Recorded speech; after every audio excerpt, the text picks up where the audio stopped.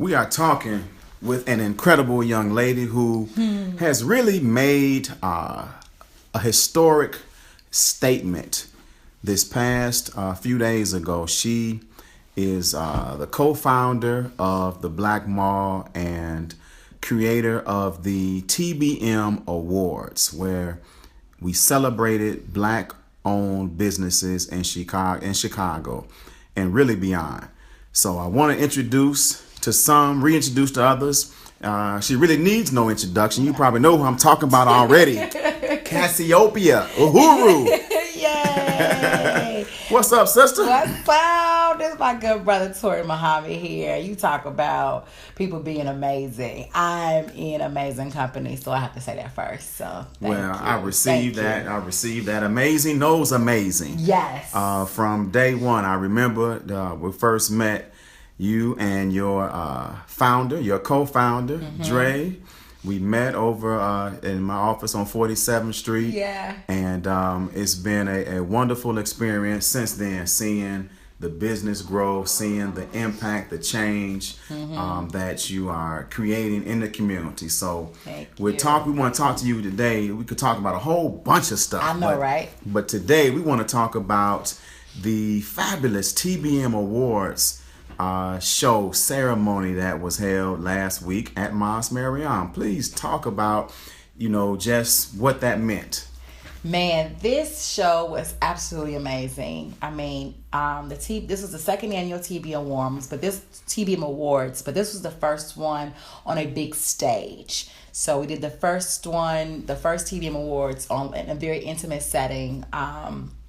And this time we were like, okay, it's time to, go full steam ahead. And with great relationships and friendships with the local organizing committee, the Nation of Islam, we were able to utilize Mosque Maryam, which is impeccable and beautiful and pristine and looked like what you see when you go to an award ceremony or when you watch the award ceremonies like the BET Awards or the Grammys or the Emmys. It's a gorgeous auditorium theater and had all the bells and whistles. I mean, their AV and tech team is off the chain.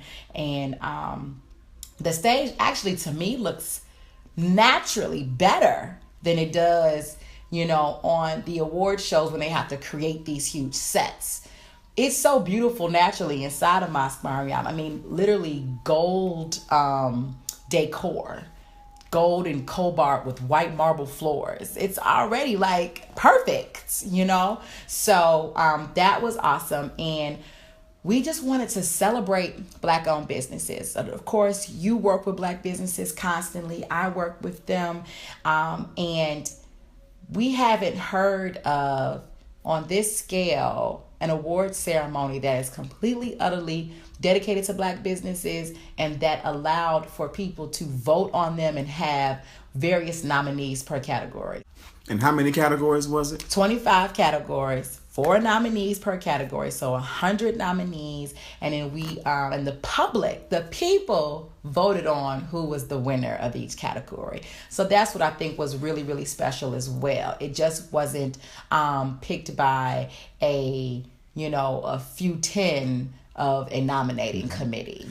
And how was it? What was the response? Was it an enthusiastic nomination and voting process? Yeah, people were like, so what we did to get even the nominations was posted on Facebook on my personal page. I asked, I did a separate post for each category and I said name, and I just asked people, didn't lead on too much, and just said name your favorite Black-owned restaurant.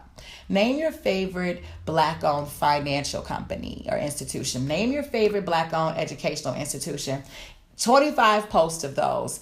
Each one of those posts, was getting so many comments. The majority of them were getting like 100 comments each. And so from those comments, we were able to see who was repeated. Out of those 100, how many of those people were actually repeated? So it let us know and see, these businesses are really doing their thing. They're out there, they're consistent, they're doing great work. People are really supporting them. So from, like I said, from 100 comments, we picked the top 4 that had, multiple nominations in there. So from that point, we were then able to start the voting. And so we had those 4 nominees then voted upon. We made we did a form for people with all of the different categories and the nominees, and everybody was able to actually click and vote for each one of their favorites in all categories. So we got over 2,000 people that voted, and that was just phenomenal. Because last year I think we had maybe 80 people vote. So wow. The return on that, or the increase in percentages, I can't even do that math. That's just too much. So why was it important to do this award ceremony?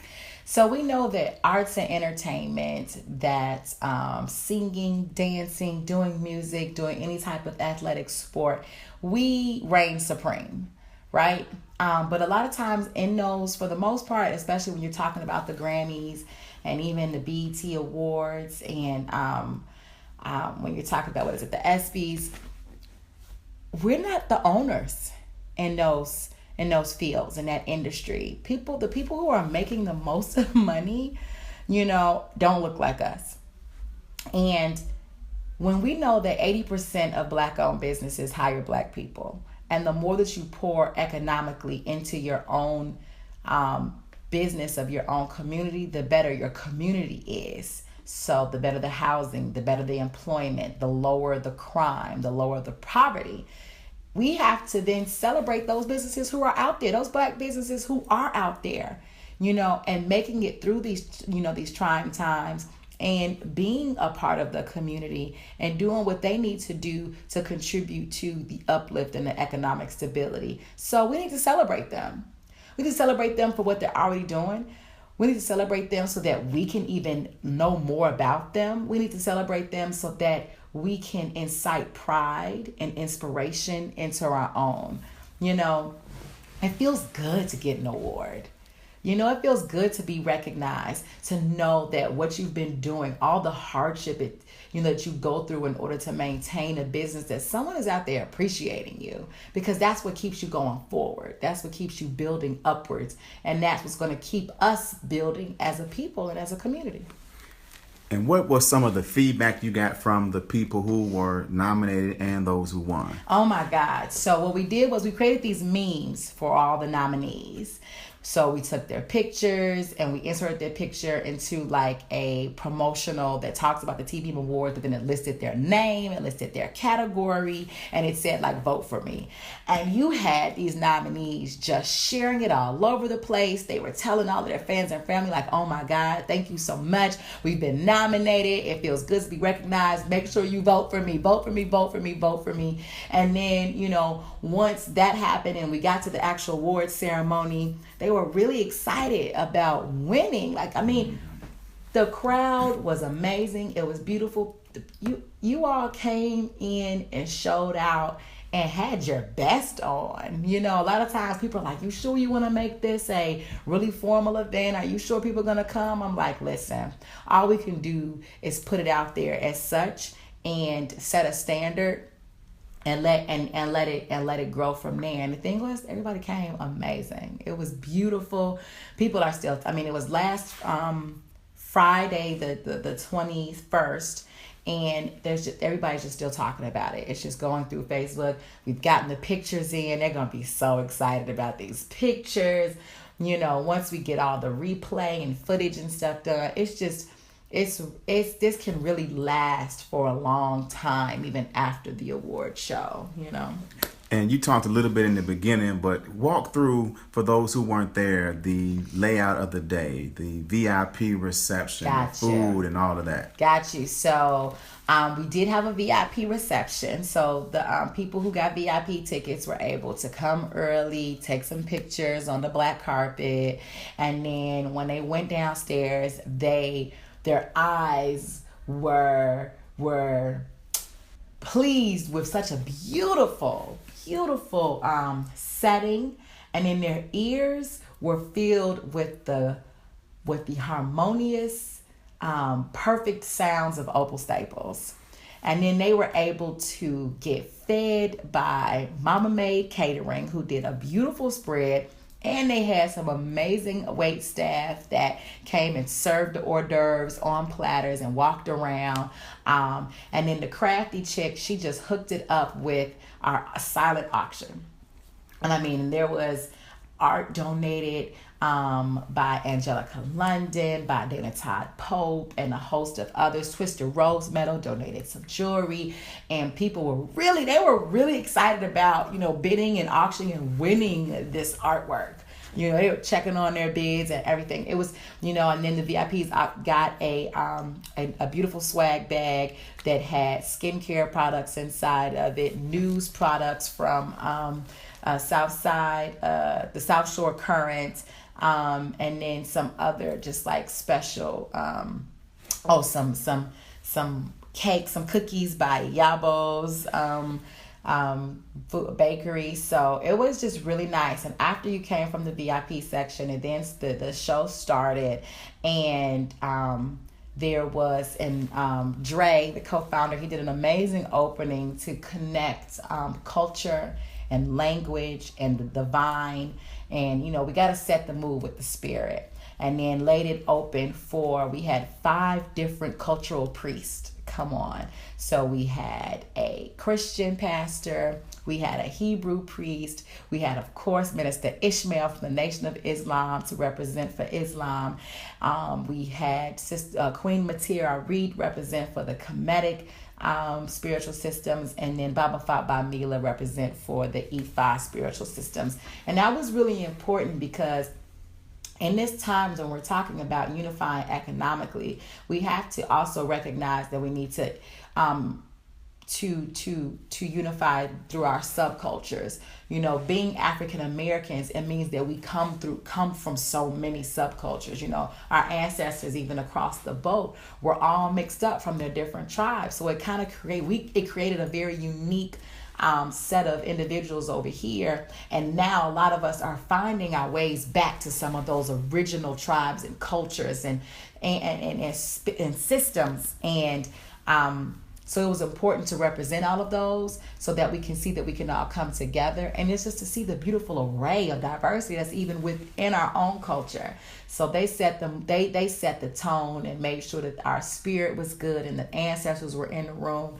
And so it was. The vibe and the positivity and the glory and the happiness and the upliftment feeling that was in there was just plainly amazing. After that, we were then, Ayodele Dance and Drum came in and just did a beautiful West African intro, for the day. And then we got into the categories, and we had amazing presenters like you, Brother Touré, and Sister Tequila, and Africa, and Carlton, and Latoya, and Taharka. All were amazing at presenting the different categories of the awards. So we had, there was a section where we would present like 3 categories, all the nominees, and then the winners from each of those. In between, we had different acts, performance acts. So then we had Golden Child. He came perform, an amazing rapper, lyricist out of Chicago, very, very conscious and very intentional about the type of music that he performs. Then we had K Love come in, she is a renowned spoken word artist out here in Chicago, and she just came in and she made us feel good about our own melanin, and then we kept going on with the awards program, and then we were able to give away 2 special awards, which we're really excited about. Our Kwesi Ronald Harris Keeper of the Flame Award, which the first recipient was Mary Lindsay of Jokes and Notes, because she has just made she has laid such a great foundation and propelled so many comedians in the industry. I mean, Deion Cole, Little Rel, D-Ray, Corey Holcomb, Leon Rogers, Tony Schofield, Damon Williams, and our host, Wildcat. He was amazing. And then our grand finale award, which was the Lifetime Achievement Award, was given to the Minister Louis Farrakhan, because, of course, this is a Black Business Award, and the amount of businesses that he has instilled through the Nation of Islam and maintained through the Nation of Islam and help, like, it's really a nation. It is a business that those amounts of businesses and industry is what you need to create a nation. And so, of course, we want to give the flowers to the living, and give him that particular award. And there's going to be something special about that award next year that you all will find out about.